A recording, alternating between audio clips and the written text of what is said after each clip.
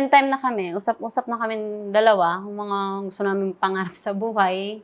Anong gusto naming design ng bahay. Kasi nga Tagaytay, ganyan. Sasakyan, negosyo, kung ano pa. Travel. Ako, matravel kasi ako. So, dami namin gustong puntahan. Sobra. Masaya-saya namin. Nag-iiyakan pa kami, ganun. Plans.